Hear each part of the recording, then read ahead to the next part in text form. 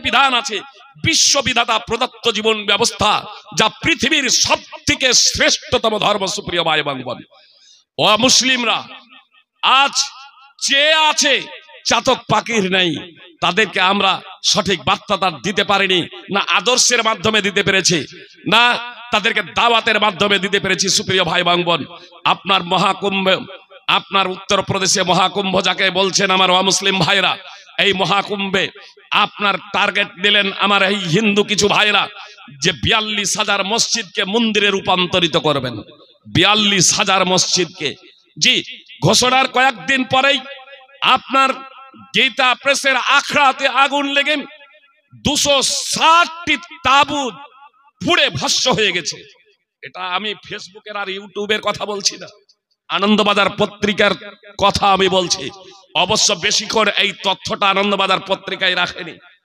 আপনার লাইভ আমি দেখছিলাম, 260 কোটি টাকা, কোটি টাকা ধ্বংস হয়েছে। সুপ্রিয় ভাই এবং বোন, কোটি টাকা। এর বিষয় যেতে না যেতেই আবার ভাগদৌড় শুরু হলো। যেখানে আপনার 42,000 মসজিদকে টার্গেট বানাবো বললো, ভাগদৌড় শুরু হলো। একজন এমপির তথ্য অনুযায়ী প্রায় 15 লক্ষ আপনার সেখানে অনুপস্থিত, এখনো তাদের অনুসন্ধান পাওয়া যায় না। পোস্টমর্টেম সবারই করা হয়নি। স্বয়ং যাদের ফ্যামিলির পরিবারের লোক মারা গেছে তারাই বলছে ডেথ সার্টিফিকেট দেয়নি, পোস্টমর্টেম করা হয়নি, সাধারণভাবে ফেরত পাঠিয়ে দেওয়া হয়েছে। সুপ্রিয় ভাই এবং বোন, আর তারাই শেষ পর্যন্ত মসজিদে গিয়ে আশ্রয় নিল। অমুসলিমরাই মুখ খুলতে শুরু করেছে। মসজিদগুলো যদি আগেই মন্দির হয়ে যেত তাহলে পরিণতি কি হতো? মসজিদগুলো যদি আগেই মন্দির হয়ে যেত পরিণতি কি হতো? সুপ্রিয় ভাই এবং বোন, আল্লাহ তাআলা ছাড় দেন, তবে ছেড়ে দেন না। লস অ্যাঞ্জেলসে আপনার দাউ দাউ করে আগুন 10 থেকে 12 দিন, এটা মানুষের জ্বালানো আগুনের দ্বারা এটা সম্ভব না। সুপ্রিয় ভাই এবং বোন, একজন মহান সত্তা, তাকে মানতেই হবে। সেই মহান সত্তা তিনি আছেন। আপনার আগুনের পাওয়ার বা ক্ষমতা জ্বালানো ভস্ম করে দেওয়া, আগুনে ক্ষমতা এবং পাওয়ারও সেই মহান আল্লাহ তাআলা রেখেছেন। যখন সেই পাওয়ার এবং ক্ষমতা ছিনিয়ে নেবেন তখন সেই আগুনই আপনার কাউকে জ্বালাতে এবং ভস্ম করতে পারবে না। আপনারা কি অবগত নন যে ইব্রাহিম আলাইহিস সালামকে নমরুদ এবং তার সেনাবাহিনী আগুনে নিক্ষেপ করেছিল, কিন্তু মহান আল্লাহ তাআলার নির্দেশে সেই আগুন শান্তিদায়ক ঠান্ডায় পরিণত হয়েছিল। অর্থাৎ এসিতে বর্তমানের উদাহরণস্বরূপ যদি খুব সহজে বুঝাবো বলি তাহলে বলবো যে এসিতে পরিণত হয়ে গিয়েছিল। সুপ্রিয় ভাই এবং বোন, বারদাম ওয়া সালামা শব্দ সেখানে ব্যবহার করা হয়েছে। না ঠান্ডা, না খুব ঠান্ডা, খুব ঠান্ডাও নাই, ঠান্ডা তো হয়েছিল, তবে শান্তিদায়ক ঠান্ডা। আগুন শান্তিদায়ক ঠান্ডা। ইব্রাহিম আলাইহিস সালাম ইসমাইল আলাইহিস সালামকে জবাই করার জন্য উদ্যত হয়েছিলেন। জি, জবাই হন নাই, এটা আল্লাহ তাআলার পরীক্ষা ছিল। সুপ্রিয় ভাই এবং বোন, আপনার ইউসুফ আলাইহিস সালামকে তার হিংস্র ভাইরা নির্জন কূপে নিক্ষেপ করেছিল, কিন্তু আল্লাহ তাআলার দয়ায় সেই ইউসুফ আলাইহিস সালাম মিশরের অর্থমন্ত্রী হয়েছিলেন। সুপ্রিয় ভাই এবং বোন, এবং পরবর্তীতে যদি রাজাও যদি হয়ে থাকেন, বিস্তারিত ব্যাখ্যা বিশ্লেষণ আছে নাই, প্রথমে অর্থমন্ত্রী, কিন্তু রাজা মিশরের বাদশা মরে যাওয়ার পরে তিনি রাজা হতেই পারেন, এটা অসম্ভব নয়। সুপ্রিয় ভাই এবং বোন, তাহলে পৃথিবীর আপনার খাদ্যমন্ত্রী, অর্থমন্ত্রী হলেন রাজার উপস্থিতিতেই, এবং তার উপরেই পূর্ণ আস্থা রাখলেন। মহান সম্মান এবং মর্যাদা পেলেন স্বয়ং ইউসুফ আলাইহিস সালাম। তার ভাইরাই শেষ পর্যন্ত তার কাছে এসে আত্মসমর্পণ করেছিল এবং ক্ষমা প্রার্থনা করেছিল। আমরা আসলে এগুলোকে শুধু ইতিহাস হিসেবে পড়ে থাকি, ইতিহাস হিসেবে বলে থাকি, ইতিহাস হিসেবে বর্ণনা করে থাকি। সুপ্রিয় ভাই এবং বোন, এই সব বিষয়গুলো ইতিহাস হিসেবে পড়া বা ইতিহাস হিসেবে শুধু অতিবাহিত করে দেওয়ার জন্য আল্লাহ পবিত্র কোরআনে অবতীর্ণ করেন নাই, বরং পবিত্র কোরআনে আল্লাহ তাআলা এগুলো বর্ণনা করেছেন শুধুমাত্র এই জন্যই। আল্লাহ বলছেন লাকাদ কানা লাকুম ফি কাসাসিহিম ইবরাতুল লিউলিল আলবাব। আল্লাহ তাআলা স্পষ্টভাবে বলছেন তাদের ইতিহাসে রয়েছে বুদ্ধিজীবীদের জন্য শিক্ষণীয় বিষয়। সূরা ইউসুফের 111 নম্বর আয়াত।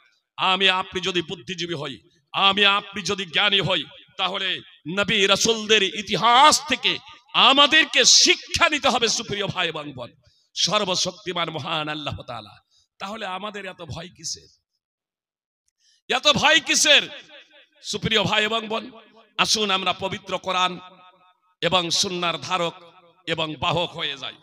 আল্লাহ তাআলা সমগ্র মানব জাতিকে দুটো শ্রেণীতে বিভক্ত করেছেন। কথা একটু মনোযোগ দিয়ে শুনবেন, তার কারণ বিস্তারিত ব্যাখ্যা বিশ্লেষণ দেওয়ার আজকে সময় নাই। সমস্ত মানুষ দুটো শ্রেণীতে বিভক্ত, এক হলো সর্বোৎকৃষ্ট মানুষ আর এক হলো নিকৃষ্ট মানুষ। মুসলিম অমুসলিম যারা আছেন সকলেই শুনুন, মুসলিম অমুসলিম যারা আছেন সকলেই শুনুন। অমুসলিম তো ভাবেনি, মুসলিমরাও ভাবেন যে মুসলমান ঘরে যারা জন্মগ্রহণ করেছে, নামটা যাদের মুসলমানি, তারাই হলো মুসলমান। আমি কিন্তু ইসলামের মানদণ্ডে বলছি, বিশ্ববিধাতা প্রদত্ত জীবন ব্যবস্থা ভিত্তিতে আমি বলছি যে এ ধারণা অমুসলিমদেরও ভুল, এ ধারণা মুসলমানদেরও ভুল। মুসলিম অথবা অমুসলিম যে কোনো ঘরেই আমাদের জন্ম হোক না কেন, প্রত্যেক শিশু ফিতরাতের উপরে এক কথায় মুসলিম হিসেবে জন্মগ্রহণ করে। সুপ্রিয় ভাই এবং বোন, আমি যে কথা বলছি প্রয়োজনে আপনারা তার দলিল চাইতে পারেন, তবে আপাতত নির্যাস পেশ করছি, দলিল পেশ করছি না। তার কারণ দলিল পেশ করলে বক্তব্য উপস্থাপন করা সম্ভব হবে না টাইমের দিকে লক্ষ্য রেখে। তো প্রত্যেকটা শিশু মুসলিম হয়ে জন্মগ্রহণ করে, মুসলিম ঘরে জন্ম হোক অথবা অমুসলিম ঘরে জন্ম হোক। আর এজন্যই শিশু অবস্থায় যদি মৃত্যুবরণ করে, ফিতরাতের ওপরে যদি মৃত্যুবরণ করে, তাহলে তারা জান্নাতে যাবে, তাহলে তারা জান্নাতে যাবে। এ প্রসঙ্গে শুধু একটি হাদিস আপনাদের বলে দেই, সহিহ বুখারী হাদিস নম্বর ৭০৪৭, সামরা বিন জুনদাব রাদিয়াল্লাহু তাআলা আনহু সূত্রে বর্ণিত হাদিস। খুব লম্বা একটা পয়েন্ট, এই আলোচনার সাথে সামঞ্জস্য রেখে মুহাম্মদ সাল্লাল্লাহু আলাইহি সাল্লামকে একদা জিবরিল এবং মিকাইল, এই দুইজন বিখ্যাত ফেরেশতা নিয়ে গিয়েছিলেন। মুহাম্মদ সাল্লাল্লাহু আলাইহি সাল্লাম দেখলেন বাগিচায় বৃক্ষের নিকটে একটা লম্বা লোক বসে আছেন, তার আশেপাশে অনেকগুলো ছেলে মেয়ে। মুহাম্মদ সাল্লাল্লাহু আলাইহি সাল্লাম ফেরেশতা দ্বয়কে জিজ্ঞেস করলেন, এই লম্বা লোকটাকে এবং তার আশেপাশে যারা বসে আছে তারা কারা? তখন ফেরেশতা দ্বয় বললেন, এই লম্বা লোকটা হলেন ইব্রাহিম সাল্লাল্লাহু আলাইহি ওয়াসাল্লাম, আর তার আশেপাশে যারা বসে আছে এরা হচ্ছে কুল্লু মাউলুদিন ইউলাদু কুল্লু মাউলুদিন মাতা আলাল ফিতরাহ, প্রত্যেক শিশু যারা ফিতরাতের উপরে মৃত্যুবরণ করেছে। কিছু ব্যক্তি, কিছু সাহাবী প্রশ্ন করলেন আল্লাহ রাসূল সাল্লাল্লাহু আলাইহি সাল্লামকে। যখন রাসূল সাল্লাল্লাহু আলাইহি সাল্লাম এই ঘটনাটা সাহাবাদের সামনে বর্ণনা করেছিলেন, তখন ওয়া আওলাদুল মুশরিকিন, মুশরিকদের ছেলে মেয়েরা কোথায়? তো মুহাম্মদ সাল্লাল্লাহু আলাইহি সাল্লাম বললেন, ওয়া আওলাদুল মুশরিকিন, মুশরিকদের ছেলে মেয়েরাও। এত দ্বারা স্পষ্ট হয়ে গেল ইব্রাহিম আলাইহিস সালামের নিকটে আশেপাশে যারা ছিল কচি কাঁচা ছেলে মেয়ে, মুসলিমদের সন্তানও ছিল, অমুসলিমদের সন্তানও ছিল। এখন আমরা সাবালক সাবালিকা হয়েছি, বালেগ বালেগা হয়েছি। এই সাবালক সাবালিকা হয়ে যাওয়ার পরে, বালেগ বালেগা হয়ে যাওয়ার পরে যদি কারো অন্তরে ঈমান না থাকে, কারো অন্তরে যদি তাওহীদ না থাকে, তাহলে তার নামটা মুসলমান হলেও সে ব্যক্তি অমুসলমান হয়ে যাবে, ধর্মচ্যুত হয়ে যাবে, মুরতাদ হয়ে যাবে। এতে সন্দেহের কোনো অবকাশ নেই। সুপ্রিয় ভাই এবং বোন, যেদিন আপনার সাবালক সাবালিকা হয়ে যাবে, এই বিষয়টাকে বোঝার জন্য খুব সহজে একটা শুধু পয়েন্ট আপনাদের জানিয়ে দিচ্ছি, আপনারা বোঝার প্রচেষ্টা করুন যে ঈমান এবং ইসলাম বিনষ্টকারী 10টা বিষয় আছে। ঈমান এবং ইসলাম বিনষ্টকারী 10টা বিষয় আছে। তার মধ্যে 10ম নম্বর বিষয়, যে বিষয়ে আলেম ওলামাদের দ্বিমত নেই, মতানক্য নেই, সুপ্রিয় ভাই এবং বোন, তা হলো আল ইরাদ আন দীনিল্লাহ ওয়া হুয়া লা ইয়াতাআল্লামুহু ওয়া লা ইয়ামালু বিহি। দিন থেকে বিমুখ, আল্লাহর দিন থেকে বিমুখ হওয়া, আল্লাহর দিন না শিখা, আল্লাহর দিন সম্পর্কে না জানা, আল্লাহর দিনের প্রতি আমল না করা। বিংশ শতাব্দীর শ্রেষ্ঠতম মুহাদ্দিস শেখ ইবনে বাজ রাহিমাহুল্লাহ, সৌদি ফতোয়া লাজনা দায়মার ফতোয়া কমিটির প্রধান মুফতি শেখ ইবনে বাজ রাহিমাহুল্লাহ বলছেন, আল ইরাদা আন দীনিল্লাহ আইল ওয়াসুলি সালাসা। আল্লাহর দিন থেকে বিমুখ হওয়ার তাৎপর্য হলো ইসলামের 3টি মৌলনীতি থেকে বিমুখ হওয়া। যে ইসলামের 3টি মৌলনীতি সম্পর্কে জ্ঞানার্জন করে না, জ্ঞানার্জন করে তা স্বীকৃতি প্রদান করে না।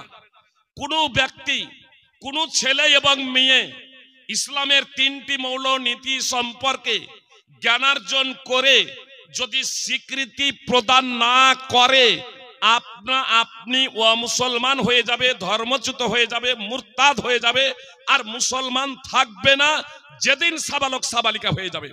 কথা খুব মনোযোগ দিয়ে শুনুন। এক তো যে জানা, শুধু জানলেও হবে না, জানার পরে মেনে নিতে হবে। এ বিষয়ে কারো কোনো দ্বিমত নেই। ইসলামের তিনটি মৌল বিষয়। এক, মারেফাতুর রব, আল্লাহকে, আল্লাহর পরিচিতি সম্পর্কে জানতেই হবে, আর জেনে তা মেনে নিতে হবে, স্বীকৃতি প্রদান করতে হবে। নম্বর দুই, মারেফাতুল ইসলাম, ইসলাম কি সে সম্পর্কে জ্ঞানার্জন করতেই হবে, আর জ্ঞানার্জন করে তা মেনে নিতে হবে। নম্বর তিন, মারেফাতুর রাসূল মুহাম্মদ সাল্লাল্লাহু আলাইহি সাল্লামকে। এই তিনটি বিষয় সম্পর্কে কোন ব্যক্তি যদি জ্ঞানার্জন না করে তাহলে ইসলাম থেকে বের হয়ে যাবে। তখন তার নামটা মুসলমান হলেও কোরআন এবং সুন্নাহর মানদণ্ডে শরীয়তের ভিত্তিতে কিন্তু সে আর মুসলমান না। সুপ্রিয় ভাই এবং বোন, আরো বিষয়টা একটু স্পষ্ট করে দেই। 4-5 বছর বয়সে আধার কার্ড করা হয়েছে না হয় নাই? সাবালক সাবালিকা হয়ে যাওয়ার আগে আমাদের ভারতীয় সংবিধানে মেয়েরা সাবালক হয়, সাবালিকা হয় 18 বছর বয়সে, পুরুষেরা 21 বছর বয়সে। অবশ্য বিয়ের ক্ষেত্রে ভোটারে 18 বছর, এই সম্ভব 18, তাই তো? ভোটার 18, তো 18ই ধরে নিলাম। 18 ভোটাধিকার অধিকার। ছেলে এবং মেয়ে 18 বছর বয়সে। ছেলেদের অবশ্য বিয়ে 21 বছর, মানে 20 বছরও সাবালক হয় না। জি, নাউজুবিল্লাহি মিন যালিক। সুপ্রিয় ভাই এবং বোন, আমি বলছিলাম যে সাবালক এবং সাবালিকা 18 বছরে, আপনার 16-17 বছর বয়স হয়ে গেছে, যে ছেলে মেয়ের আধার কার্ড করা হয়েছে 4-5 বছর বয়সে, সেই আধার কার্ড দিয়ে যদি আপনারা পাসপোর্ট বানান অথবা সরকারি কোনো দপ্তরে সেই আধার কার্ডটা শো করেন, গ্রহণ করবে? কি বলছেন? গ্রহণ করবে? গ্রহণ করবে না। ওটাকে আপডেট করতে হবে। যদি আপডেট না করেন তাহলে আপনি সেটা বাতিল হয়ে যাবে, আপনি সেটা অচল। সুপ্রিয় ভাই এবং বোন, তো আপনার ছেলে মেয়ে যে ইহুদি খ্রিস্টান কোলভিল চামার মুচি মেথর, তাদেরও তো সন্তান মুসলিম ঘরে, তারাও তো মুসলিম হয়ে জন্মেছে। তারা তার বাপ মা তাকে ইহুদি বানিয়েছে, খ্রিস্টান বানিয়েছে, অগ্নি পূজক বানিয়েছে, মুশরিক বানিয়েছে। হাদিসের কোথাও লেখা নাই আইয়ুসাল্লিমানিহি, তার পিতামাতা তাকে মুসলমান বানায়। এ কথা রাসূল সাল্লাল্লাহু আলাইহি সাল্লাম বলেন নাই। কেন? আরে প্রত্যেকেই তো মুসলিম হয়েই জন্মগ্রহণ করেছে, এর জন্য মুসলিম হিসেবে ধরে রাখতে হবে। এর জন্য রাসূল সাল্লাল্লাহু আলাইহি সাল্লাম বললেন, তালাবুল ইলমি ফারিজাতুন আলা কুল্লি মুসলিম, প্রত্যেক মুসলিমের জন্য জ্ঞানার্জন করা অপরিহার্য কর্তব্য। আমাকে আপনাকে ছেলে মেয়েকে শিক্ষা দিতে হবে। সুপ্রিয় ভাই এবং বোন, এই ঈমান সম্পর্কে আপনি জানবেন কি করে? সুপ্রিয় ভাই এবং বোন, এর জন্য দুটো মাধ্যম। এক, জিবরিল আলাইহিস সালাম মারফতে, অর্থাৎ ওহী মারফতে জানবেন, অথবা জ্ঞানার্জনের মাধ্যমে জানবেন। মুহাম্মদ সাল্লাল্লাহু আলাইহি সাল্লাম যেহেতু সর্বশেষ রাসূল, অতএব জিবরিল আলাইহিস সালামের মাধ্যমে আমি আপনি আর জানতে পারি না। কোন মানুষ জন্মগ্রহণ করে জিবরিল আলাইহিস সালামের মাধ্যম দিয়ে সে জানতে পারে না। সুপ্রিয় ভাই এবং বোন, তার কারণ মুহাম্মদ সাল্লাল্লাহু আলাইহি সাল্লাম সর্বশেষ রাসূল। কোন ব্যক্তি যদি নিজেকে বলে যে আমি জন্মে জন্মে জেনে গেছি, আমি কোন বিদ্বান ছাড়া বিদ্বান হয়ে গেছি, আমি কোন ধর্মগুরু ছাড়া ধর্মীয় পণ্ডিত হয়ে গেছি, তার কারণ জিবরিল আলাইহিস সালাম আমার কাছে আসে, তাহলে জানবেন সে হচ্ছে একজন মিথ্যাবাদী। যে প্রসঙ্গে স্বয়ং মুহাম্মদ সাল্লাল্লাহু আলাইহি সাল্লাম ভবিষ্যদ্বাণী করেছেন, 30 জন মিথ্যাবাদী যতক্ষণ না নিজেকে নবী বলে দাবি করবে ততক্ষণ কিয়ামত সংঘটিত হবে না। সহিহ বুখারী হাদিস নম্বর 7121। এত দ্বারা স্পষ্ট হয়ে গেল যে মুহাম্মদ সাল্লাল্লাহু আলাইহি সাল্লাম সর্বশেষ রাসূল। তারপরে আমরা জিবরিল আলাইহিস সালামের মাধ্যমে আর কেউ ওহী তথা ঈমান কি এটা বুঝতে পারবো না, জানতে পারবো না। এখন একটাই পদ্ধতি থাকছে, জ্ঞানার্জনের মাধ্যমে। জ্ঞানার্জনের মাধ্যমে কেন? মুসলিম ঘরে জন্মেছি, জ্ঞানার্জন যদি না করি তাহলে আমরা বুঝতে পারবো না। সুপ্রিয় ভাই এবং বোন, জি না। মুহাম্মদ সাল্লাল্লাহু আলাইহি সাল্লাম বিখ্যাত নবী রাসূলের বংশে জন্মগ্রহণ করেছিলেন, ইসমাইল আলাইহিস সালামের বংশে। তা সত্ত্বেও মুহাম্মদ সাল্লাল্লাহু আলাইহি সাল্লামের বয়স হয়ে গিয়েছিল 40। তিনি ঈমান কি জানতেন না, ঈমান কি বুঝতেন না, অথচ তিনি অত্যন্ত বিচক্ষণ এবং বুদ্ধিমান ছিলেন। কত বড় বুদ্ধিমান ছিলেন এবং বিচক্ষণ ছিলেন! আর রাহিকুল মাকতুম আপনারা অধ্যয়ন, আর রাহিকুল মাকতুম অধ্যয়ন করেন। সুপ্রিয় ভাই এবং বোন, 20 বছর যখন বয়স তখনই তিনি হিলফুল ফদল নেই নিষ্ঠার প্রতিজ্ঞা বলে একটা সংগঠন প্রতিষ্ঠা করেছিলেন। আর যখন 35 বছর বয়স হাজারা আসওয়াদকে তার স্থানে স্থাপন করাকে কেন্দ্র করে যখন রক্তপাতের উপক্রম হয়েছিল, মুহাম্মদ সাল্লাল্লাহু আলাইহি সাল্লাম নবী হওয়ার পূর্বেই 35 বছর বয়সে খুব সুষ্ঠুভাবে যে সমস্যার সমাধান দিয়েছিলেন, আপনার সকলেই বলতে শুরু করেছিল। আবু জাহেল, আবু লাহাবেরাও বলতে শুরু করেছিল, পঞ্চমুখে তাদের মুখ থেকে এ কথাই উচ্চারিত হচ্ছিল, হাদাল আমিন কাদ রাদিনা হাদা মুহাম্মদ। আরে ইনি তো বিশ্বস্ত, ইনি তো আমানতদার, এর প্রতি আমরা সন্তুষ্ট, ইনিই হচ্ছেন মুহাম্মদ। 40 বছর বয়স হয়ে গেল, মুহাম্মদ সাল্লাল্লাহু আলাইহি সাল্লাম ঈমান কি জানতেন না? গায়েব জানা তো দূরের কথা, ঈমান কি জানতেন না মুহাম্মদ সাল্লাল্লাহু আলাইহি সাল্লাম? আল্লাহ তাআলা ওহী মারফতে বলছেন, ওহী অবতীর্ণ করে আল্লাহ তাআলা বলছেন, মা কুনতা তাদরি মাল কিতাব ওয়ালাল ঈমান, মুহাম্মদ তুমি ঈমান কি এবং কিতাব কি জানতে না। সূরাতুস সূরা 42 নম্বর সূরার 52 নম্বর আয়াত। অতঃপর আল্লাহ তাআলা ওহী মারফতে মুহাম্মদ সাল্লাল্লাহু আলাইহি সাল্লামকে জানালেন ঈমান কি। আমরা কিভাবে জানবো? মুসলিম ঘরে জন্মেছি, মুসলিম বংশে জন্মেছি, যে ঈমান কি আমরা কিভাবে জানবো? ইসলাম কি? সুপ্রিয় ভাই এবং বোন, এর জন্য আমাদের জ্ঞান অর্জন করতেই হবে। তাফসীর ইবনে কাসির, পবিত্র কোরআনের অনেকগুলো তাফসীর আছে, ভাষ্য আছে। উলামাদের নিকটে সবথেকে গ্রহণযোগ্য তাফসীর হলো তাফসীর ইবনে কাসির। এই তাফসীর ইবনে কাসিরের ভাষ্যকার হাফেজ জামাতুদ্দিন ইবনে কাসির রাহিমাহুল্লাহ সূরা আসরের আয়াত ইল্লাল্লাযীনা আমানু, এই ইল্লাল্লাযীনা আমানুর তাফসীর করতে গিয়ে লিখছেন, লা ইয়াকুনুল ঈমানু বিদুনিল ইলম, জ্ঞানার্জন ছাড়া ঈমান অর্জিত হতে পারে না, বিদ্যা অর্জন ছাড়া ঈমান হাসিল হতে পারে না। সুপ্রিয় ভাই এবং বোন, এক কথাই কোনো ব্যক্তি ঈমানদার হতে পারে না, কোনো ব্যক্তি ঈমানদার থাকতে পারে না। সাবালক সাবালিকা হয়ে যাওয়ার পরে, সাবালক সাবালিকা হওয়ার আগে সবাই মুসলিম, সবাই তাওহীদকে মান্যকারী হিসেবে জন্মগ্রহণ করে, কিন্তু সাবালক সাবালিকা যেদিন হয়ে যাবে, আর সে যদি ঈমান কি এটা না জানে, তাওহীদ কি না জানে, তাহলে যেদিন সাবালক সাবালিকা হয়ে যাবে, সেদিন সে ধর্মচ্যুত হয়ে যাবে, নিকৃষ্ট সৃষ্টি হিসেবে সে পরিগণিত হবে। আল্লাহ তাআলা পবিত্র কোরআনে সমগ্র মানব জাতিকে দুটি শ্রেণীতে বিভক্ত করতে ঘোষণা করেছেন। ইন্নাল্লাযীনা কাফারু মিন আহলিল কিতাবি ওয়াল মুশরিকিনা ফি নারি জাহান্নাম খালিদিনা ফিহা উলাইকা হুম শাররুল বারিয়া। নিশ্চয় কিতাবীদের মধ্যে যারা কুফরি করেছে এবং শিরক করেছে, জাহান্নামের আগুনে থাকবে, স্থায়ীভাবে সেখানে থাকবে। এরাই হলো নিকৃষ্ট সৃষ্টি। নিকৃষ্ট সৃষ্টি কারা? কথা খুব মনোযোগ দিয়ে শুনুন। নিকৃষ্ট সৃষ্টি কারা? যাদের মধ্যে কুফর এবং শিরক, এই দুটা বৈশিষ্ট্য থাকবে। যারা এই দুটো কাজ করবে, কুফরি করবে এবং শিরক করবে, এটা যারা করবে, কুফরি শিরক যারা করবে, এরা হচ্ছে নিকৃষ্ট সৃষ্টি। মানুষের মধ্যে এরা হলো নিকৃষ্ট সৃষ্টি। এদের পরিণাম হলো জাহান্নাম, নরক, স্থায়ীভাবে জাহান্নামে থাকবে। সুপ্রিয় ভাই এবং বোন, সে মুসলমান ঘরে জন্মগ্রহণ করুক আর অমুসলমান ঘরে জন্মগ্রহণ করুক, সুপ্রিয় ভাই এবং বোন, তাহলে এরা হলো নিকৃষ্ট সৃষ্টি যারা কুফরি করেছে এবং শিরক করেছে। সূরা বাইয়ানার আয়াত আপনারা অধ্যয়ন করুন। সর্বোৎকৃষ্ট সৃষ্টি প্রসঙ্গে আল্লাহ বলছেন, ইন্নাল্লাযীনা আমানু ওয়া আমিলুস সালিহাতি উলাইকা হুম খায়রুল বারিয়া। সর্বোৎকৃষ্ট সৃষ্টি প্রসঙ্গে আল্লাহ বললেন, নিশ্চয় যারা ঈমান এনেছে এবং সৎকর্ম করেছে। আর ঈমান নিয়ে আসার জন্য প্রথমেই আমি বলেছি আপনাদের জ্ঞানার্জন করা, বিদ্যা অর্জন করা। জি, তাহলে যখন বিদ্যা অর্জন ছাড়া, জ্ঞানার্জন ছাড়া কেউ ঈমানদার হতে পারে না, জ্ঞানার্জন ছাড়া, বিদ্যা অর্জন ছাড়া কেউ মুসলমান হতে পারে না, তো মহিলাদের শিক্ষার প্রয়োজন আছে না নেই? অনেকেই বলে মহিলাদের শিক্ষা দিয়ে কি হবে? আরে জ্ঞানার্জন ছাড়া, বিদ্যা অর্জন ছাড়া তো কেউ ঈমানদারই হতে পারে না, মুসলমানই হতে পারে না। সুপ্রিয় ভাই এবং বোন, মুহাম্মদ সাল্লাল্লাহু আলাইহি সাল্লামের নামে হাদিস রচনা করা হয়েছে, মহিলাদেরকে বিদ্যা অর্জন দিও না, লেখাপড়া শিখাইও না। এজন্য এতদিন পর্যন্ত আমার মা বোনদেরকে পিছিয়ে রাখা হয়েছে। 95% আজকে যে বেনামাজি মুসলিমরা যা আজকে বেদিন হয়ে যাচ্ছে, ধর্মচ্যুত হয়ে যাচ্ছে, এর অন্যতম কারণ হলো মহিলাদেরকে ইসলামী শিক্ষা থেকে দূরে সরিয়ে রাখা। আলহামদুলিল্লাহ, ইদানিং আমরা মুসলিমরা একটু সচেতন হয়েছি, বুঝতে শিখেছি, কিন্তু মহিলাদের যে ইসলামী শিক্ষা দিতে হবে, স্বয়ং মুহাম্মদ সাল্লাল্লাহু আলাইহি সাল্লাম তো মহিলাদের ইসলামী শিক্ষা দিয়েছেন।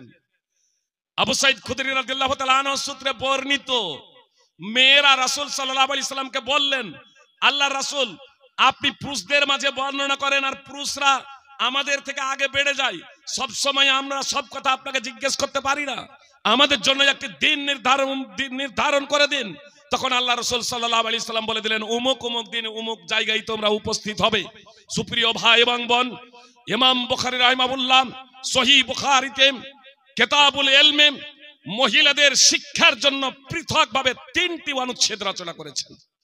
একটি অনুচ্ছেদ রচনা করলেই যথেষ্ট ছিল, কিন্তু তিনটি অনুচ্ছেদ রচনা করেছেন। যারা দেখবো মনে করেন তাদেরকে বলবো, সহিহ বুখারীর 97 নম্বর হাদিসকে কেন্দ্র করে একটা অনুচ্ছেদ রচনা করেছেন শুধু মহিলাদের শিক্ষার ব্যাপারে। 98 নম্বর হাদিসকে কেন্দ্র করে ইমাম বুখারী একটা পৃথক অনুচ্ছেদ রচনা করেছেন মহিলাদের শিক্ষার ব্যাপারে, এবং 101 নম্বর হাদিসকে কেন্দ্র করে একটা অনুচ্ছেদ রচনা করেছেন শুধুমাত্র মহিলাদেরকে শিক্ষা দেওয়ার জন্য। সুপ্রিয় ভাই এবং বোন, একটাই অনুচ্ছেদ, যদি এই 3টাও অনুচ্ছেদ না রচনা করতেন হাদিসকে সামনে রেখে ইমাম বুখারী, তারপরেও মহিলাদের জন্য শিক্ষা করাটা, ইসলামী শিক্ষা করাটা অপরিহার্য হতো। ইমাম বুখারীর যদি সহিহ বুখারীর হাদিস নম্বর 7310 কে কেন্দ্র করে ইমাম বুখারী যে অনুচ্ছেদ রচনা করেছেন যে মুহাম্মদ সাল্লাল্লাহু আলাইহি সাল্লামকে আল্লাহ তাআলা যা শিক্ষা দিয়েছিলেন তা মুহাম্মদ সাল্লাল্লাহু আলাইহি সাল্লাম উম্মতের পুরুষ এবং মহিলা উভয়কেই শিক্ষা দিয়েছেন কোনরূপ মতামত দৃষ্টান্ত ছাড়াই। তাহলে তো এই অনুচ্ছেদটা ইমাম বুখারীর যথেষ্ট হতো। যারা কম বুদ্ধির তাদের জন্য আমি বলছি, যাদের বিবেক বুদ্ধি আছে, যাদের জ্ঞান আছে, যারা নিরপেক্ষ দৃষ্টিভঙ্গিতে পবিত্র কোরআন এবং সুন্নাহ অধ্যয়ন করেন, তাদের পবিত্র কোরআন এবং হাদিসই যথেষ্ট। সেখান থেকেই তারা মসলা বের করতে পারবেন যে মহিলাদেরকে শিক্ষা দিতে হবে কি হবে না। কিন্তু যাদের একটু বিদ্যা বুদ্ধি কম, যারা একটু কম বুঝেন, তাদের জন্য ইমাম বুখারীর 7310 নম্বর হাদিসকে কেন্দ্র করে যে অনুচ্ছেদটা রচনা করেছেন, কেউ যদি সহিহ বুখারীর যদি এই অনুচ্ছেদটা পড়তেন তাহলে তিনি বলতে পারতেন না যে মহিলাদেরকে শিক্ষা দিতে হবে না। আল্লাহ হেফাজত করুক। সুপ্রিয় ভাই এবং বোন, পবিত্র কোরআনে অনেক আয়াত আছে যে সমস্ত আয়াতের মাধ্যমে মহিলাদের শিক্ষা দেওয়ার ব্যাপারে স্পষ্ট দিক নির্দেশনা রয়েছে। সুপ্রিয় ভাই এবং বোন, আল্লাহ তাআলা বলছেন সূরা তওবা 9 নম্বর সূরার 71 নম্বর আয়াত অধ্যয়ন করুন। আল্লাহ তাআলা বলছেন ওয়াল মুমিনুনা ওয়াল মুমিনাতু বা'দুহুম আউলিয়াউ বা'দ ইয়ামুরুনা বিল মা'রুফ ওয়া ইয়ানহাউনা আনিল মুনকার ওয়া ইউকিমুনাস সালাতা ওয়া ইউতুনাস যাকাত ওয়া ইউতিউনাল্লাহা ওয়া রাসূলাহু উলাইকা সায়ারহামুহুমুল্লাহ ইন্নাল্লাহা আজিজুন হাকীম। সুপ্রিয় ভাই এবং বোন, আল্লাহ তাআলা এখানে পুরুষ মুমিন এবং পুরুষ মহিলার বেশ কিছু গুণাবলী বর্ণনা করেছেন। আমর বিল মারুফ ওয়া নাহি আনিল মুনকার, অর্থাৎ সৎ কাজের আদেশ এবং অসৎ কাজে বাধা। যে দাওয়াতের কাজ কে করবে? আজকে তো ফেসবুক গরম, শুধু ওলামায়ে কেরাম, শুধু ওলামায়ে কেরাম করবেন এমনটি না, প্রত্যেকেই করবে, কিন্তু তাদেরকে আগে জানতে হবে। সব আলেমই বলছেন ওলামায়ে কেরাম, তারপরে বলছেন যে প্রত্যেকেই করবে সেই বিষয়টার দাওয়াত দেবে যে বিষয়টা নিজে জানবে। তো আল্লাহ যে মহিলাদের প্রসঙ্গে বলছেন যে মহিলারা ও সৎ কাজের আদেশ করবে, ও সৎ কাজে বাধা দেবে, তো মহিলারা না জেনে শুনেই, মহিলারা আলেম না হয়েই, মহিলারা লেখাপড়া না করে ওরা দাওয়াতের ময়দানে নেমে যাবে? যে মহিলারা দাওয়াতের কাজে নেমে যাবে শিক্ষা অর্জন না করেই। সুপ্রিয় ভাই এবং বোন, সময় যেহেতু শেষ, এজন্য আলোচনা করার সুযোগও নেই বিস্তারিত। আমি শুধু আপনাদের এতটুকু বলতে চাই, সুপ্রিয় ভাই এবং বোন, সর্বোৎকৃষ্ট ব্যক্তিরা জান্নাতে যাবে। আর সর্বোৎকৃষ্ট ব্যক্তি প্রসঙ্গে আল্লাহ তাআলা বললেন, আল্লাহ তাআলা স্পষ্টভাবে বললেন দুটো গুণের কথা। এক, ঈমান, মানে ঈমানদার হতে হবে, মুসলমান হতে হবে। শুধু নামটা মুসলমান হলে হবে না, মুসলমান ঘরে জন্মগ্রহণ করলেই হবে না। আপনার আকীদা এবং বিশ্বাস, আমল এবং কর্ম আপনার ইসলাম অনুযায়ী হতে হবে। সুপ্রিয় ভাই এবং বোন, তাহলে নম্বর 1 হলো ঈমান, আপনার আকীদা সঠিক হতে হবে। নম্বর 2 আমালে সালেহা, অর্থাৎ সৎ কর্ম। এই সৎ কর্ম দুটো ভাগে বিভক্ত। এক হচ্ছে আল্লাহর হক বান্দার উপরে। মুহাম্মদ সাল্লাল্লাহু আলাইহি সাল্লাম মুআজ বিন জাবালকে বলেছিলেন, তুমি কি জানো আল্লাহর হক বান্দার উপরে কি আছে? তখন মুআজ রাদিয়াল্লাহু তাআলা আনহু বললেন, আল্লাহ এবং তার রাসূল সাল্লাল্লাহু আলাইহি সাল্লাম বেশি জানেন। তো আল্লাহ রাসূল সাল্লাল্লাহু আলাইহি সাল্লাম বললেন, হাক্কুল্লাহি আলা ইবাদিহি আন ইয়াবুদুহু ওয়া লা ইউশরিকু বিহি শাইআ। আল্লাহর হক বান্দা তার বান্দাদের উপরে হলো এই যে তারা আল্লাহর ইবাদত করবে, তার সাথে কাউকে শরীক করবে না। সুপ্রিয় ভাই এবং বোন, আজকে এই মুসলমান যারা আমরা নিজেদের মুসলমান বলে দাবি করি, তারা 95% মানুষ শিরকে জর্জরিত। আর যারা নামাজ পড়ি তারাও আবার নানাভাবে শিরক করি। যদি এই শিরকের যদি মূল্যায়ন শুরু করা হয়, তাহলে হয়তো 2% পৃথিবীতে মুসলমান বাঁচবো যারা শিরক মুক্ত জীবন যাপন করছে। এ মুসলিমদের উপরে জুলম নির্যাতন নেমে আসবে না, এ মুসলিমদের উপরে আল্লাহ তাআলার পক্ষ থেকে পরীক্ষা হবে না, তো আর কি হবে সুপ্রিয় ভাই এবং বোন? এজন্য আপনাদেরকে বলবো, আসুন নিজেদের জীবনে পরিবর্তন নিয়ে আসি। আমালে সলেহা যদি বলেন, দ্বিতীয় পাঠ একটা হচ্ছে আল্লাহর অধিকার বান্দার উপরে, আর বান্দার অধিকার বান্দাদের উপরে। তাহলে এই প্রসঙ্গ আমি সময় নাই, শুধু একটাই হাদিস আপনাদের সামনে বলবো সুপ্রিয় ভাই এবং বোন, একটাই হাদিস। আপোষে সুসম্পর্ক স্থাপন করা কতটা গুরুত্বপূর্ণ, আপোষে শত্রুতা, হিংসা এবং বিদ্বেষ,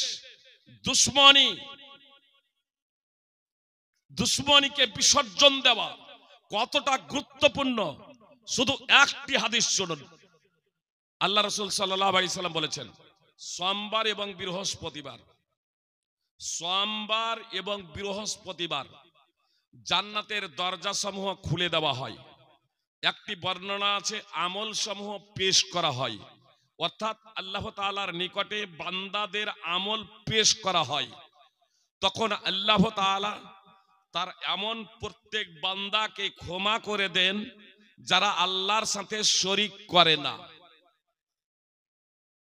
সোমবার এবং বৃহস্পতিবার আল্লাহ জান্নাতের দরজা খোলা হয়, আমল সমূহ আল্লাহর কাছে পেশ করা হয়। আল্লাহ বান্দাদের মানুষের প্রত্যেক বান্দার এমন প্রত্যেক মানুষকে ক্ষমা করে দেন যারা আল্লাহর সাথে শরীক করে না, যারা শিরক করে না। তবে সেই দুইজন ছাড়া যারা আপোষে দুশ্মনী করে,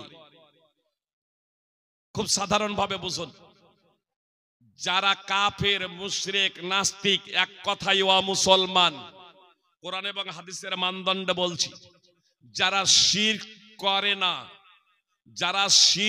করে না, কুফরি করে না। বেনামাজি এরা শিরক করে না? বেনামাজি শিরক করে এ বিষয়ে কোনো দ্বিমত নাই, স্পষ্ট হাদিস। অতএব বেনামাজিও এই বৃহস্পতিবার সোমবারেও ক্ষমা পাবে না যতক্ষণ না তারা তওবা করে নামাজি হবে। এজন্য আপনাদের বলবো, যদি ক্ষমা পেতে চান তাহলে আজকেই তওবা করে নামাজি হয়ে যান। এবার তাহলে যারা কুফরি করে না, শিরক করে না, এক কথায় তাওহীদ পন্থী ঈমানদার, এক অদ্বিতীয় বিশ্ববিধাতার যারা দাসত্ব করে, উপাসনা করে, তাদেরকে আল্লাহ ক্ষমা করে দেন সোমবার এবং বৃহস্পতিবারের দিন। শর্ত হলো একটাই, যে দুইজন ঈমানদারের মাঝে, দুইজন মুসলমানের মাঝে যাতে কোনো প্রকারের শত্রুতা বা দুশ্মনী না থাকে। যদি দুইজন মুসলমানের মাঝে শত্রুতা থাকে, দুশ্মনী থাকে, হিংসা এবং বিদ্বেষ থাকে, তাহলে আল্লাহ অবকাশ দেন। মুহাম্মদ সাল্লাল্লাহু আলাইহি সাল্লাম বলছেন যে এই দুইজন প্রসঙ্গে বলা হয়, আনদিরু হাদাইনা হাত্তা ইয়াস্তালিহা, আনদিরু হাদাইনা হাত্তা ইয়াস্তালিহা, আনদিরু হাদাইনা হাত্তা ইয়াস্তালিহা।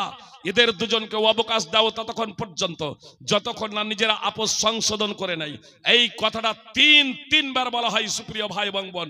সুতরাং আমি এই কথা দ্বারা এটাই বলতে চাই, আলেম ওলামা আর সাধারণ মুসলমান হোক, স্বামী স্ত্রী হোক, আর ভাই হোক, ভাই বোনে হোক, বোনে হোক, জায়ে ননদে হোক, ননদে হোক, জায়ে হোক, সুপ্রিয় ভাই এবং বোন, বাপ বেটাই হোক, শ্বশুর জামাই হোক, যদি আপোষে কোনো প্রকারের দুশ্মনী থাকে, যদি কোনো প্রকারের শত্রুতা থাকে, যদি কোনো প্রকারের মনোমালিন্য থাকে, তাহলে আজকেই এ সভা থেকে উঠার সঙ্গে সঙ্গে ক্ষমা চেয়ে নেন। ক্ষমা চেয়ে নেন। সেই সময় আসার আগেই, যেদিন আপনার স্বর্ণ মুদ্রা থাকবে না। সুপ্রিয় ভাই এবং বোন, সময় নেই, নইলে আলোচনা করতাম। এখানেই সমাপ্ত করছি শুধু এই কথা বলে, সোমবার এবং বৃহস্পতিবার আল্লাহ তাআলা যে ক্ষমা করে দেন ওয়া মুসলিম ছাড়া প্রত্যেক মুসলমানকে, কিন্তু সেই দুই মুসলমানকে ক্ষমা করেন না, সেই দুই ইমানদারকে ক্ষমা করেন না যারা আপোষে কোনো প্রকারের কারো সাথে মনোমালিন্য রাখে, শত্রুতা রাখে, হিংসা বিদ্বেষ পোষণ করে এক অপরের প্রতি। অতএব আমি বলবো যে আসুন আমরা নিজের মনের গ্লানিকে মুছে দিয়ে আল্লাহ তাআলার সন্তুষ্টির জন্য, আল্লাহ তাআলার ভয়ে দ্বীনে ইসলামকে বাস্তবায়ন করার লক্ষ্য এবং উদ্দেশ্যে সার্বিক প্রচেষ্টা অব্যাহত রাখি। সুপ্রিয় ভাই এবং বোন, আমরা আমাদের মেয়েদের ইসলামী শিক্ষায় সুশিক্ষিতা করি। সুপ্রিয় ভাই এবং বোন, আমরা যদি আমাদের মেয়েদের ইসলামী শিক্ষায় সুশিক্ষিতা করতে পারি, তাহলে অদূর ভবিষ্যতে উত্তম জাতি পাবে এই দেশ তথা পৃথিবী। ইনশাআল্লাহ মুসলিম আবার মুহাম্মদ সাল্লাল্লাহু আলাইহি সাল্লামের আদর্শে আদর্শবান হতে সক্ষম হবে। নারীদের ছাড়া মুসলিমরা মুহাম্মদ সাল্লাল্লাহু আলাইহি সাল্লামের আদর্শে আদর্শবান হতে পারে না। আর তার রেজাল্ট আজকে 95% বেনামাজি। আল্লাহ আমাদের হেফাজত করেন, আমাদের মা বোনদের ইসলামী শিক্ষা দেওয়ার তৌফিক দান করেন। আমরা যাতে সার্বিকভাবে আমাদের মেয়েদের, আমাদের বোনেদের, আমাদের মায়েদের যাতে ইসলামী শিক্ষা, ইসলামী চেতনা তাদের অন্তরে ভরে দিতে পারি, তাদের মস্তিষ্কে, তাদের অন্তরে গেঁথে দিতে পারি, সেই তৌফিক আল্লাহ তাআলার কাছে কামনা করি। হে আল্লাহ, তুমি আমাদের সকলে নিজ রহমতে তোমার দ্বীনকে বুঝার, তোমার দ্বীনকে বাস্তবায়ন করার তৌফিক দান করো। ওয়া মুসলিমদের সাথে আমরা যাতে সেই আচরণ, সেই ব্যবহারই করতে পারি যা আমাদের নবী তথা মুহাম্মদ সাল্লাল্লাহু আলাইহি সাল্লাম ওয়া মুসলিমদের মাঝে, ওয়া মুসলিমদের সাথে করেছিলেন, এবং তার মাধ্যমে মুহাম্মদ সাল্লাল্লাহু আলাইহি সাল্লাম ওয়া মুসলিমদের মন জয় করে নিয়েছিলেন। সুপ্রিয় ভাই এবং বোন, ওয়া মুসলিমদের সংস্কার সংশোধনের লক্ষ্য এবং উদ্দেশ্যে ইসলামের বার্তা পৌঁছে দেন। জি, বক্তব্য এখানেই শেষ করে দিচ্ছি। একটা কথা বলে, কথা সত্যি বলতে ইচ্ছা হচ্ছে কিন্তু টাইমও সাথ দিচ্ছে না। একটাই হাদিস আর বলি, যতই বড় শত্রু আপনার হোক না কেন, যতই বড় শত্রু হোক না কেন, সে তো জানে না আপনাকে, আপনাকে জানে না, আপনাকে বুঝে না। সুপ্রিয় ভাই এবং বোন, শুধু অতীত না, আমার রেজাউল করিম ভাইকে কেন্দ্র করে তো আমার মুসলমান ভাইরা মামলা করার জন্য জিআরপিতে গিয়েছিলেন। জি, তবে আমি আনোয়ারুল হক ফৈজি হলে আমি কিন্তু যেতাম না, আমি তাদের হেদায়েতের জন্য দোয়াই করতাম। জি, অতীতেও ঘটনা ঘটেছে, শুধু আপনাদের অবগতির জন্য বলি। মুসলিউদ্দিন মাঝারি এখন হাইকোর্টের যে উকিল, মাঝে মাঝে দেখবেন আপনার প্র্যাকটিস করছে হাইকোর্টে, কলকাতা হাইকোর্ট। মুসলিউদ্দিন মাঝারি আপনার আমাদের মুর্শিদাবাদেরই ছেলে, তো সেই মুসলিউদ্দিন মাঝারি সেই দিন সেই সভাতে উপস্থিত ছিল। আমাকে যারা হত্যা করার জন্য 8 ঘন্টা ঘেরাও করে রেখেছিল, 8 ঘন্টা,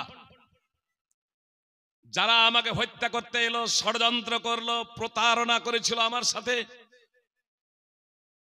তারাই আমার বিরুদ্ধে থানায় গিয়ে অভিযোগ করলো। আমি কিন্তু কোনো অভিযোগ করি নাই, আলহামদুলিল্লাহ। ওই ঘটনার 2 মাস পরে যারা আমার বিরুদ্ধে থানায় অভিযোগ করলো, ফিতনাবাজ বললো, থানাতে আমার বিরুদ্ধে অভিযোগ করলো, আমার ব্যাপারে বললো এ ফিতনাবাজ, আমাকে হত্যা করার জন্য 8 ঘন্টা ঘেরাও করে রাখলো, তারাই 2 মাস পরে আপনার আমাদের মতো হয়ে গেছে। মাস্টার আলতাফ হোসেন, যদি আপনারা ফোন নম্বর নেব মনে করেন, বা মুসলিউদ্দিন সে ওখানে ছিল, এই মুসলিউদ্দিন এই আইনজীবীকে তাকে জিজ্ঞেস করবেন আপনারা যে কি ঘটেছিল ঘটনা। সুপ্রিয় ভাই এবং বোন, আপনারা কি জানেন না মুহাম্মদ সাল্লাল্লাহু আলাইহি সাল্লামকে যারা হত্যা করতে উদ্যত হয়েছিল, মক্কা ছাড়তে বাধ্য করেছিল, 21 বছর ইসলামের বিরুদ্ধে আচরণ করেছিল, মুহাম্মদ সাল্লাল্লাহু আলাইহি সাল্লাম তাদের সাথে কি আচরণ করেছিলেন? ক্ষমা প্রদর্শন করলেন মক্কা বিজয়ে। পরিণতি কি হলো? কালেমায়ে শাহাদাত পাঠ করে 21 বছর ইসলামের বিরুদ্ধে আচরণ করে অনেক মুসলিমকে শহীদ করে দিয়ে 21 বছরের মাথায় তারা কালেমায়ে শাহাদাত পাঠ করে মুসলমান হয়ে গেলেন। ইমাম বাইহাকির সুনানুল কুবরা হাদিস নম্বর 18272। সুপ্রিয় ভাই এবং বোন, তো মুহাম্মদ সাল্লাল্লাহু আলাইহি ইসলামের আদর্শে আদর্শিত হয়ে আমরা যদি ইসলামের দাওয়াত দিই, মুহাম্মদ সাল্লাল্লাহু আলাইহি ইসলাম একটা ইহুদি ছেলের ইয়াদাতে গেলেন, মানে অসুস্থ আছে দেখতে গেলেন। ইহুদি খাদেমে রাসূল, রাসূল সাল্লাল্লাহু আলাইহি সাল্লাম দেখতে গেলেন, আর দেখতে গিয়ে ইসলামের দাওয়াত দিলেন। বলছেন ইহুদির বাড়িতে গিয়ে যে ইসলাম কবুল করে নাও, ইসলাম কবুল করে নাও, এক অদ্বিতীয় বিশ্ব বিধাতার কাছে আত্মসমর্পণ করো, আসলিম।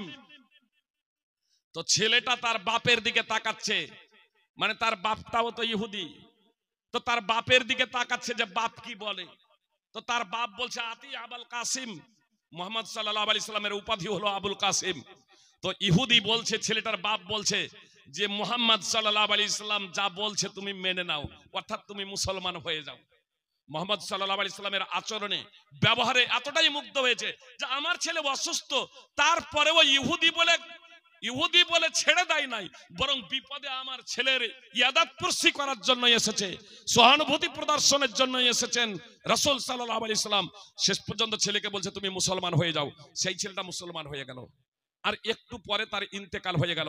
মুহাম্মদ সাল্লাল্লাহু আলাইহি সাল্লাম সেখান থেকে বের হচ্ছেন, এই কথা বলতে বলতে আলহামদুলিল্লাহিল্লাযী আনকাদাহু বি মিনান নার, সেই সত্তার প্রশংসা যিনি এই ছেলেটিকে আমার মাধ্যমে জাহান্নামের আগুন থেকে বাঁচিয়ে নিলেন। সহিহ বুখারীর 1356 নম্বর হাদিস। ইমাম বুখারী আল আদাবুল মুফরাদে বাব ইয়াদাতিল মুশরিক, মুশরিককে দেখতে যাওয়া, মুশরিক রোগীকে দেখতে যাওয়ার অনুচ্ছেদ বলে একটা অনুচ্ছেদ রচনা করছেন। ইহুদি মানে এক কথাই শুধু মুসলিম না আর ইহুদি না, অমুসলিম সে যে কেউ হোক না কেন তার পার্শ্বে দাঁড়ান, তার সাহায্য সহায়তা করুন। সুতরাং সুপ্রিয় ভাই এবং বোন, আপনার মহাকুম্ভ থেকে যারা ঘোষণা দিল 42,000 মসজিদকে মন্দিরে রূপান্তরিত করা হবে, তারা যখন বিপদে পড়লো তারাই আবার মসজিদে গিয়ে আশ্রয়, ওলামায়ে কেরাম দরজা খুলে দিলেন, তাদের সেবা শুশ্রূষা করলেন। অনেক অমুসলিম আজকে প্রশংসায় পঞ্চমুখ হয়েছেন না হয় না? সুপ্রিয় ভাই এবং বোন, আদর্শের দ্বারা তাদের অন্তরটাকে জয় করে নেন। আল্লাহ বলছেন ইদফা বিল্লাতিহি আহসান ফাইদাল্লাযী বাইনাকা ওয়া বাইনাহু আদাওয়াতুন কান্নাহু ওয়ালিয়ুন হামীম। আল্লাহ তাআলা বলছেন যে মন্দকে উৎকৃষ্ট দ্বারা প্রতিহত করো, তাহলে দেখবে তোমার মাঝে আর যার মাঝে শত্রুতা আছে, দুশমনি আছে, সে হয়ে যাবে অন্তরঙ্গ বন্ধুর মতো। আল্লাহ তাআলা আমাদের প্রত্যেকে পবিত্র কোরআন ও সুন্নাহ অনুযায়ী জীবনযাপন করার তৌফিক দান করেন, আমিন।